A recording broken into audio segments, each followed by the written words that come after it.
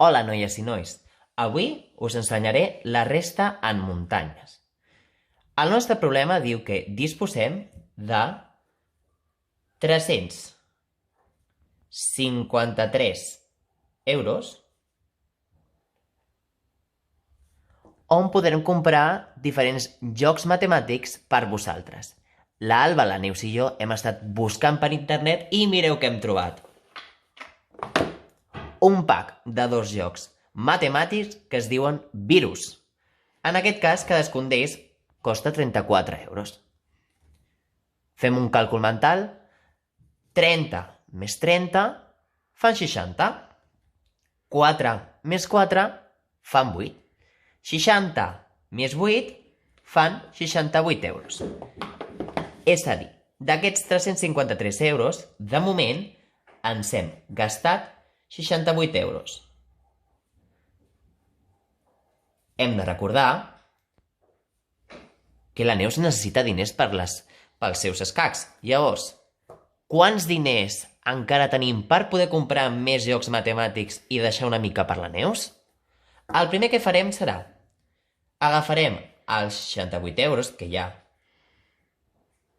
ens hem gastat i hem d'arribar fins a 353 euros. Què és el que farem? Farem servir les muntanyes per saber quants diners encara ens queden. D'aquests 68 euros, el primer que podem fer és arribar a un número exacte, com per exemple, que us sembla el 70. De 68 a 70, quants van? Molt bé, 2. Ara que tenim el 70, el que podem fer és avançar fins la centena més propera.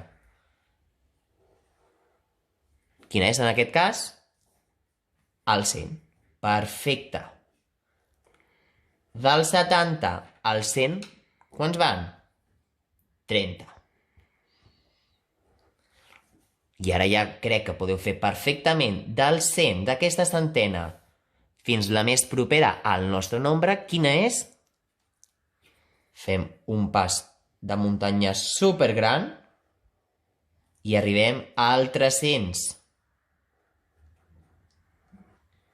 De 100 a 300 van 200.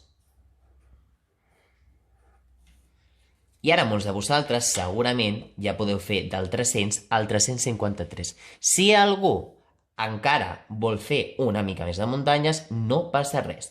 Podem fer del 300, per exemple, al 350, que aquesta és la decena exacta del nostre nombre, 50, i del 350 al 353, que en aquest cas van 3.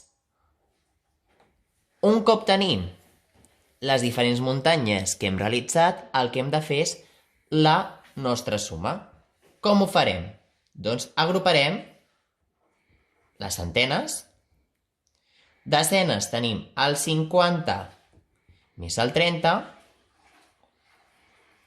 i d'unitats tenim el 2 més el 3. 2 més 3 fan 5. 50 més 30 fan 80. 80 més 5 fan 85. I 200 més 85 fan 285. És a dir, que encara tenim 285 euros que podem invertir pels vostres jocs matemàtics.